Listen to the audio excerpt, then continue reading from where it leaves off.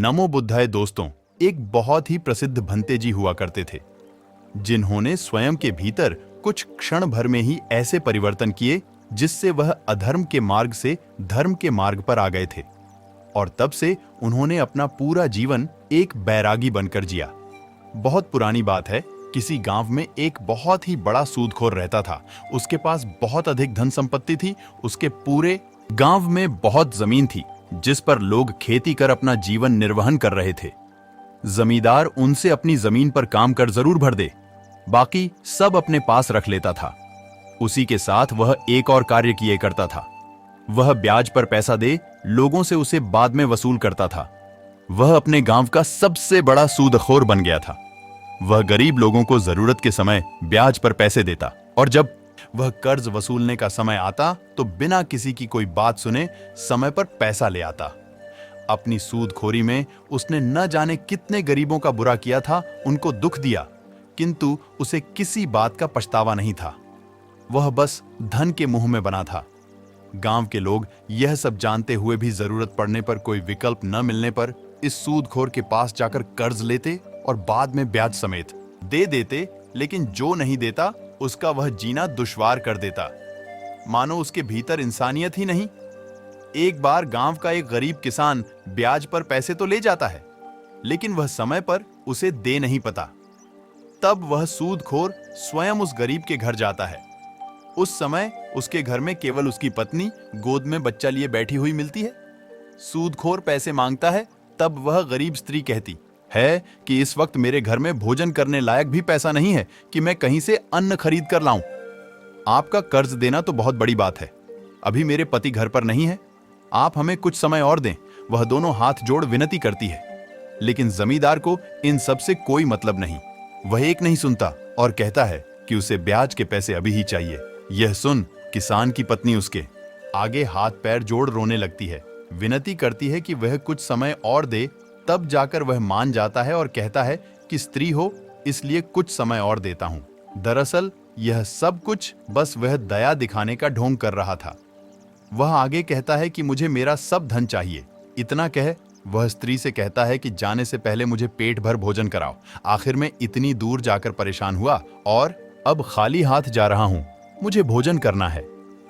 यह सुन स्त्री परेशान हो जाती है कि वह भला कहां से भोजन बनाए। घर में कुछ भी अन्न नहीं था।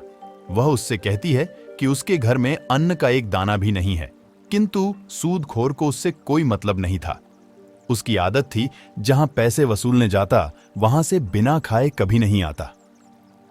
स्त्री घर के आस पड़ोस से कुछ अनाज मांगकर ले आती है और जैसे तैसे लड़कियां जोड़कर भोजन बनाने में लग जाती है। सूदखोर का स्वभाव इतना क्रूर था कि उसे स्वयं के स्वार्थ के आगे कोई नहीं दिखता था। उसने आज तक जितना भी धन जोड़ा था, आधा उसमें से बेईमानी का ब्याज का था। स्त्री भोजन बनाने में लग जाती है, तभी उसके द्वारा पर एक बुजुर्ग सन्यासी का आगमन होता है जो भिक्षाटन कर रहा था। बुजुर्ग स्त्री से भिक्षा मांगता है। सन्यासी को देख स्त्री रहती है कि क्षमा करें महाराज, मैं आपको जरूर कुछ देती, किंतु आज मेरे पास केवल एक ही व्यक्ति जितना अनाज है जो मैं अपने अतिथि को देने का वादा कर चुकी हूं। आपके लिए कुछ नहीं है। यह सुन वह सन्यासी सब समझ जाते हैं और स्त्री से कहते हैं कि चिंता ना कर पुत्री, मैं कहीं और भिक्षा मांग लूंगा, किंतु जाने से पहले यह जरूर कहूंगा कि आज के बाद तेरे पास कभी अन्न का अभाव नहीं होगा। तू पेट भर जितना अर्जित कर ही लगी, यह आशीर्वाद दे। बुजुर्ग सन्यासी लौट जाता है। स्त्री को बहुत दुख होता है कि उस सन्यासी ने मुझे आशीष दिया और मैंने उसे खाली हाथ भेज दिया। वह दुखी मन से जैसे ही उस सूदखोर व्यक्ति के लिए थाली परोसने जाती है तो देखी है कि उसके द्वारा बनाया गया सब खाना रक्त जैसा लाल हो गया है। यह देख वह स्त्री आश्चर्यचकित से भर जाती है और रोने लगती है कि उस स्त्री को अचानक इस तरह रोते देखा सूदखोर वहां आ जाता है। वह स्त्री रहती है कि इतनी मुश्किल से घर घर जाकर मैंने यह अनाज जोड़ा था, किंतु आपके बुरे कर्मों के कारण। शायद यह हमारे भाग्य में नहीं, आपके द्वारा लोगों का बहाया गया लहू सामने है, अपनी आंखों के सामने। यह सब कुछ देख इस बार जमींदार बहुत आश्चर्यचकित हो जाता है। पहली बार उसने ऐसा कुछ देखा था। वह भीतर तक दहशत में आ जाता है और तब उस दिन उसे एहसास होता है कि वह क्या कर्म कर रहा है, उसने अपने जीवन में क्या किया है। उसे स्वयं का गुनाह का दुख होता है कि उसने कितने गरीबों के साथ अन्याय किया है, उनके साथ छल किया है। वह उसी क्षण किसान के घर से चला जाता है। पूरी रात सूदखोर करवट बदलता रह जाता है, जैसे उसके गुनाह उसे भीतर से डरा देते हैं।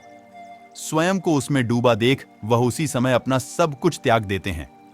वह अपनी सारी संपत्ति, धन को गरीबों में दान कर एक बैरागी जीवन का चुनाव करते हैं और उसी दिन से अधर्म के मार्ग से हटकर धर्म के मार्ग पर चलने लगते हैं। जितना लोगों को दुख दिया था, उतना ही अब सेवा में जुड़ जाते हैं और वह सूदखोर से एक फकीर बन जाते हैं और पूरा जीवन लोगों की सेवा में दे देते हैं।